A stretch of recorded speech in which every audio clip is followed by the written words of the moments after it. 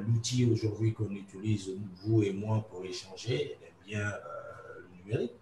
Et vous pouvez aussi à tous ceux qui nous suivent que le Mali n'est pas en marge de la transformation numérique qui est déclenchée partout dans le monde. J'adore le numérique et vous voyez bien que la jeunesse peut se servir du numérique pour vraiment communiquer. Alors, en ce qui concerne cette pandémie et le rôle actif que joue notre jeunesse depuis que ce mal, cette pandémie a affecté le monde entier, ces actions sont multiples. Moi, je dirais d'abord que dans le contexte actuel du Mali, la jeunesse est considérée comme celle qui est la suite logique de ce qui a été mis en place et construit par le président de la République dès son arrivée au pouvoir. Raison pour laquelle il a décidé de dédier ce second mandat à la jeunesse. Vous êtes tout comme moi rassurés que nous avons un Premier ministre jeune, nous avons un ministre de l'économie et des finances de surcroît jeune aussi. Le président de la République a nommé plusieurs jeunes à des hautes fonctions de responsabilité. Le président de la République vient de prouver encore qu'il prend la jeunesse en mettant à la tête de l'Assemblée nationale un jeune qui est de notre génération. Cette jeunesse est concernée par rapport à tout ce qui se passe aujourd'hui. Moi, je peux vous rassurer que depuis le discours à la nation en date du 17 mars du président de la République, discours par lequel le président a pris des mesures fortes, la jeunesse n'est pas restée sur place. La jeunesse a montré qu'elle est très active. Et cela, c'est surtout démontré par un certain nombre d'actions qu'on a vraiment mises en place, à commencer d'abord par l'élaboration d'une initiative citoyenne en accord avec un partenaire stratégique qui est l'UNICEF et les mouvements associatifs jeunes et sportifs, qui a consisté aujourd'hui à faire de la sensibilisation à l'aide des mégaphones à l'intérieur des marchés et des gares routières, ce qui a donné un résultat vraiment considérable en termes de sensibilisation et de prévention. Nous avons ensuite décidé d'utiliser les canaux de communication de nos jeunes par les réseaux sociaux pour continuer à sensibiliser ceux qui nous suivent. Et dès les premières heures du déclenchement, avant même les premiers cas, que les premiers cas ne soient ici déclenchés au Mali, il y a un certain nombre de jeunes leaders qui ont décidé avec moi-même de faire des messages de sensibilisation. Et ce message a été très bien entendu parce que nous avons vu le partage de ces messages sur les réseaux sociaux et autres supports de communication. Ensuite, vous savez, moi-même, j'étais à la tête d'un regroupement qui a décidé d'offrir des kits sanitaires et des gels hydroalcooliques à un certain nombre de centres qu'on appelle les centres communautaires de jeunes. Je parle par exemple du centre de Niamakoro et cela, on l'a fait en date du 26 mars. Ensuite, nous avons aussi distribué, toujours avec les associations et groupements de jeunes, le même dispositif de prévention au niveau des centres de santé, les CESCOM. Et nous avons aussi utilisé un certain nombre de groupements comme les associations des supporters des élus du Mali. Nous avons aussi offert ce même dispositif sanitaire au Comité national olympique pour les journalistes sportifs. Et ajouté à cela, nous avons assisté le 14 mai à l'aide avec l'appui d'une association volontaire à l'entrée de la cité administrative. Je reviens sur cet événement qui n'est pas un événement du ministre de la Jeunesse et des Sports. Le ministre de la Jeunesse et des Sports a voulu accompagner cette initiative de jeunes volontaires qui consistait à distribuer 500 masques à l'intérieur, à l'entrée de la cité administrative. Pourquoi à l'entrée de la cité administrative? On a décidé de nous protéger nous-mêmes avant de penser d'abord à faire autre chose. la cité administrative est vraiment un lieu où le flux vraiment de déplacement est important. On a décidé qu'à l'entrée de la cité administrative, nul ne peut y accéder sans être protégé par les masques. Déjà, avant cet événement du 14 mai, j'ai dû prendre, moi, ici, à l'entrée de mon bâtiment, vraiment des mesures, barrières très fortes, en disant aux gardiens, aux surveillants et à ceux qui s'occupent de la sécurité du bâtiment que nul ne peut accéder au bâtiment sans être protégé par le masque. Ensuite, vous avez bien vu que le 19 mai, dans toujours cette politique de protection de nos populations, le président de la République a bien voulu dédier, offrir un masque à chaque Malien. La jeunesse a été considérée dans ce projet parce que, à la date du 19 mai, le ministre de l'Industrie et du Commerce, M. Mohamed Al-Gerlaf, a bien voulu remettre 1 250 000 masques pour la jeunesse et demander à la jeunesse de faire tout pour partager ces masques dans les lieux de concentration, mais aussi dans les périphéries de Bamako. Ça, c'était une première opération. Le ministre Mohamed Al-Gerlaf nous a promis, lors de l'arrivée du second lot, que la jeunesse aussi sera encore concernée par la distribution. Nous avons vu que le rôle de la jeunesse est primordial parce que c'est elle qui est active. Et la jeunesse est composée de jeunes dames braves et de nos frères, montre aujourd'hui qu'elle est démographiquement la frange de la population la plus importante. Et cette jeunesse se base sur quoi en réalité? Cette jeunesse se base sur des brigades anti-Covid que nous avons décidé de mettre en place au niveau de toutes les communes, pas que les communes de Bamako, mais à l'intérieur aussi du Mali, pour faire de la sensibilisation non seulement dans les lieux de culte, mais aussi accompagner tous ces enfants qui sont dans la rue à se protéger en leur demandant de faire attention à cette maladie qui secoue effectivement le monde. Alors, dans notre stratégie de distribution, nous avons décidé de finir pour une première étape Bamako et périphérie pour ensuite servir ceux qui sont à l'intérieur du pays dans les régions. Je sais que le président du Conseil national de la jeunesse a pris des dispositions pour que le transport de ces masques qui nous ont été distribués soit effectif. Alors, d'ici quelques jours, on a aussi distribué des masques à un certain nombre d'associations sous l'anonymat. Ce n'est pas dire que oui, c'est le ministère de la Jeunesse et des Sports ou un autre département, mais on a demandé à ce que ces associations et regroupements de jeunes distribuent ces masques dans le cadre de la politique de un Malien, un masque prôné par le chef de l'État. Bon, hormis cela, vous savez, j'ai tenu plusieurs réunions avec mes homologues de la sous-région sur quelles sont les voies et moyens qu'on peut utiliser au profit de la jeunesse pour que nous puissions tous être debout, se battre contre cette pandémie et vaincre cette pandémie.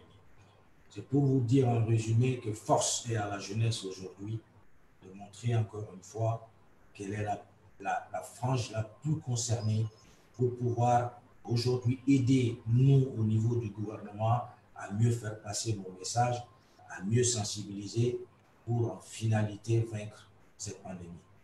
Alors, je pense aussi qu'en prélude à la possible réouverture des classes ici, alors je dis bien à la possible réouverture des classes, nous sommes en train de voir aussi avec le département de l'éducation comment nous pouvons aussi utiliser cette jeunesse altruiste et engagée dans le cadre de la protection. Aujourd'hui, on a fait de la sensibilisation, on essaie de faire de la protection, mais une chose est claire, il faut qu'on fasse tout pour arrêter la chaîne de contamination et pour que la chaîne de contamination, on puisse vraiment l'atteindre de manière positive, il faut sensibiliser, faire des causeries, débats, même là où les jeunes se regroupent dans les quartiers, il faut leur parler. Il faut qu'on sache que ce mal existe. C'est en se protégeant, c'est en étant disciplinés que nous pouvons aussi réduire les effets néfastes de ce mal. Voilà un peu ma vision. Il y a eu plein d'autres actions qui sont aussi menées par cette jeunesse responsable, qui ne sont pas du tout aujourd'hui. Il n'y a, y a pas de communication sur ce plan. Moi, je sais que depuis le début de la semaine, le Conseil national de la jeunesse fait tous les jours la distribution à Bamako, comme j'ai dit dans notre programme. Bon, hélas, on ne voit pas ces images à la télévision nationale. Je prendrai les dispositions qu'il faudra pour que cela soit vu et su. Voilà un peu ce que je voulais vous dire dans un premier temps et vous remerciant vraiment de m'avoir donné la parole pour faire ressortir le rôle majeur que jouent mes jeunes, mes voyants jeunes en cette période si difficile, si compliquée, qui pour moi n'est pas qu'une crise sanitaire. Vous savez, aujourd'hui, c'est une grande crise économique. Et la jeunesse, aujourd'hui, est cette frange de la population sur laquelle, c'est pas qu'au Mali, dans tout le monde, on compte dessus pour pouvoir passer le message et vaincre le mal. Merci. Merci beaucoup, Monsieur le ministre. Déjà, c'est toujours un plaisir de vous écouter. La ligne elle est parfaitement claire. Et je pourrais témoigner que comme vous l'avez dit, dès le lendemain des mesures annoncées par le président de la République, vous nous avez fait appel aux jeunes leaders. Et moi, j'étais là. Et vous nous avez soutenus, vous nous avez guidés, encadrés avec une vision claire pour que nous puissions réellement aider nous aussi, les jeunes qui travaillent avec nous, afin qu'ensemble nous puissions contrer le mal. Donc, vous êtes remerciés pour ce leadership très éclairé. Et je pense que maintenant, on va prendre les questions parce que votre timing est là. Donc, on avait une première question qui devait venir de Aminata Terra. Oui, bonjour, Monsieur le ministre. Ma question est la suivante. Quelles mesures, initiatives sont développées ou en cours de développement afin de permettre à la jeunesse de faire face aux crises futures? Ben, écoutez, dans la série de mesures que moi je viens d'annoncer, il va falloir qu'on prenne aussi toutes ces mesures pour pouvoir affronter les prochaines crises. Déjà avec ce que la jeunesse fait en termes de sensibilisation, en termes de conseils, ce qui est très important, il va falloir aussi que la jeunesse puisse être responsable pour dire à toutes nos populations que ce mal existe et qu'il peut y en avoir d'autres.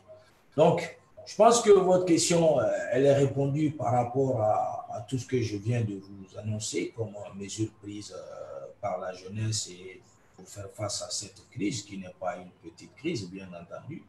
On peut s'en inspirer énormément pour pouvoir combattre les autres sortes de maladies qui peuvent aujourd'hui monter à l'horizon.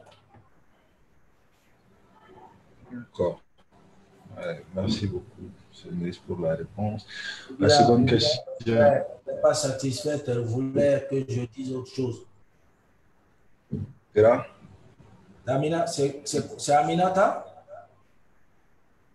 Oui, c'est bien ça. Non, c'est très clair.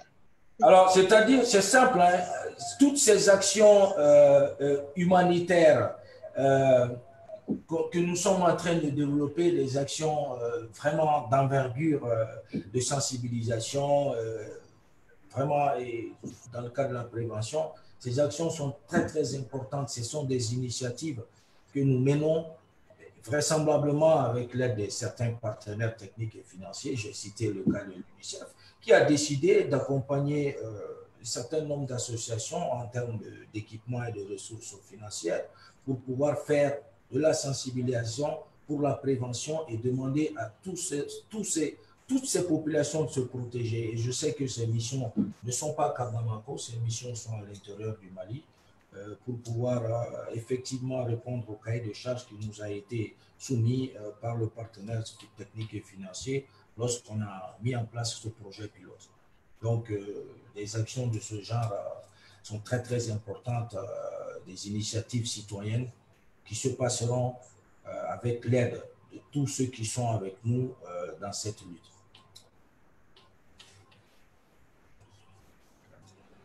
Oui, la seconde. La seconde, oui, Soukaina. Oui, rebonjour. Je voulais savoir, à part la sensibilisation des jeunes, en fait, qu'est-ce que vous attendez concrètement de la population? Qu'est-ce qu'on peut faire pour vous aider à vous faciliter la tâche? Mais écoutez, il faut d'abord que nos populations comprennent que le mal existe. Il faut qu'on soit discipliné. Il faut que nous respectons ces mesures barrières. Je pense que votre aide sera surtout de nous aider à faire comprendre que le mal existe, que le mal là, il n'est pas encore vaincu et que nous devons tout faire pour respecter toutes les mesures fortes prises par le gouvernement et appliquer ces mesures en adoptant ces gestes barrières. Maintenant, ça c'est dans le cas de tous qui n'ont pas encore subi ce mal. Mais pour ceux qui ont contracté ce mal, c'est de faire en sorte que toutes les dispositions qui ont été prises par nos structures sanitaires soient respectées à la lettre pour leur faciliter aussi le travail et que plus de patients soient guéris. C'est le plus important. La communication joue un rôle assez important. Partout où vous voyez qu'il y a de la réticence, partout où vous voyez qu'il n'y a pas de discipline, chacun doit vraiment s'impliquer pour que le message soit attendu. Si le message n'est pas entendu, il y aura des cas plus que ceux qu'on a vécu. Et cela n'est pas bon parce que, comme je l'ai dit, tant qu'on ne brise pas cette chaîne de contamination qui ne peut être brisée que par la sensibilisation, la protection. Voilà. Merci beaucoup. Merci. D'accord. Ouais, merci beaucoup, Monsieur le ministre. Pour le temps, il nous reste 6 minutes. Ouais. Donc, on va vous laisser donner votre... Non, mais je peux prendre votre mot de la fin. Et si vous avez des conseils pour la jeunesse malienne en 7 ans. Bon, écoutez, vous savez, comme je l'ai dit en introduction, la jeunesse malienne est aujourd'hui plus que concernée pour ce qui se passe. Nous représentons plus de la moitié de la population et nous devons saisir aujourd'hui cette chance pour prouver que nous existons pour le Mali. Et nul ne peut aujourd'hui nier le rôle important que nous jouions depuis les premières heures de vraiment la connaissance de cette pandémie. Et moi, je pense que les actions que nous menons vont de jour en jour s'amplifier et que ces actions soient connues. Moi, je l'ai dit quand on a mis en place un certain nombre de projets pilotes ici. Je vous ai demandé de faire tout pour faire des vidéos. Ces vidéos, vous devez les faire passer par vos canaux de communication, mais aussi, il faut utiliser les canaux de communication institutionnels. L'ORTM 1, l'ORTM 2, les télévisions privées. Mais ce rôle que joue la jeunesse aujourd'hui ne doit pas être méconnu. Moi, je vous dis, ce que la jeunesse fait, c'est fabuleux. Et moi, je suis prêt à vous accompagner pour toutes les actions que vous allez aujourd'hui mener dans le cadre de cette lutte, qui est une lutte commune. Il ne s'agit pas de croiser les bras, de s'asseoir et de ne rien faire. Il faut que chacun s'y mette, il faut que chacun sache que nous sommes tous concernés. Je dis bravo à la jeunesse, on peut mieux faire. On n'est pas très bien organisé encore pour pouvoir faire vraiment la mise en œuvre de tout ce que nous voulons mettre à profit de cette jeunesse, mais il est très important que nous soyons unis, qu'on se donne la main et surtout que toute personne ayant une initiative qui peut faire en sorte que nous luttons efficacement contre cette pandémie, il faut faire savoir cela. Nos portes sont grandement ouvertes. Je sais, notre jeunesse valable, ingénieuse, et vraiment, il faudra que les mois à venir, on puisse nous impliquer davantage. Ce qui est fait aujourd'hui est important, mais nous devons faire plus, nous devons montrer plus notre présence sur le terrain. Mais attention, le conseil que je vous donne avant de quitter vraiment cette réunion, nous ne pouvons pas aussi nous impliquer en nous exposant. J'ai vu certains jeunes distribuer des masques, mais pas suffisamment. Je vous conseille de prendre en compte ceci. Il faut observer ces mesures, même quand nous essayons de protéger les autres. Cela est très important.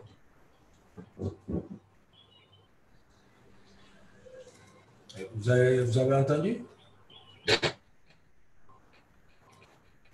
Cheikh Oumar?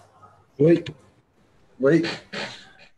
Merci beaucoup, Monsieur le ministre, pour le conseil, pour la vision partagée. Nous avons été très heureux de vous recevoir. Je suis personnellement très content. Et comme vous le savez, c'est toujours un plaisir de vous écouter, de pouvoir nous inspirer de vous. Comme je le dis souvent à la jeunesse, il faut toujours garder en vue ceux qui ont accompli ce que nous souhaitons accomplir. Et surtout, il faut soutenir les institutions parce que c'est de cela qu'il s'agit. Il s'agit de la République, il s'agit de la nation. Il s'agit de faire un front commun contre cette maladie. Et nous apprécions votre disponibilité dans ce sens-là, nous apprécions votre clairvoyance. Et nous vous disons, nous aussi, que nous restons à votre disposition pour la mise en œuvre de toute initiative qui pourra nous permettre de jouer davantage de rôle, de soutenir d'une meilleure manière nos institutions et de pouvoir sauver le plus grand nombre de Maliens. Donc, merci beaucoup encore une fois, Monsieur le ministre, pour votre temps. Je profite pour remercier votre staff, notamment Mme Keita et Sal qui sont présents avec nous. Et je fais un clin d'œil à ma grande sœur, bien sûr, Aïssa Takunta. Et merci, Monsieur le ministre, pour ce temps. En tout cas, merci beaucoup à vous et continuez sur ce chemin. Je vous fais vraiment confiance et je vois toutes les actions que vous menez quotidiennement. On va prier que Dieu bénisse le Mali. Merci. Merci. Amen. Merci. Merci.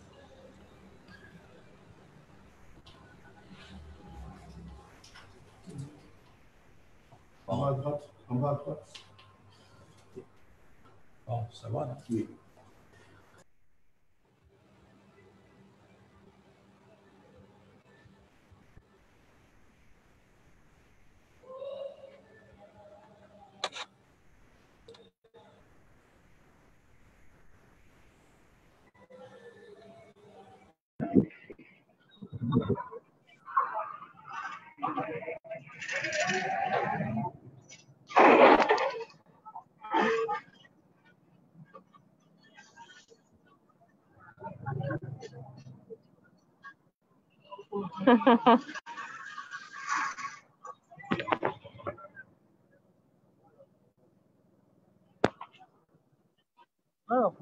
Mhm.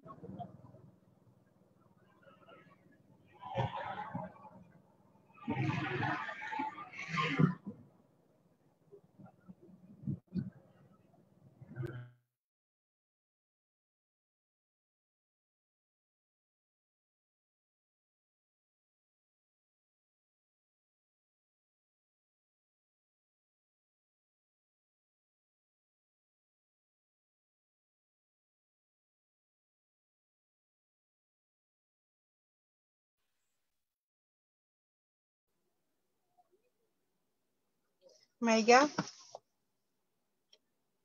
Oui, je suis là. essaie de mettre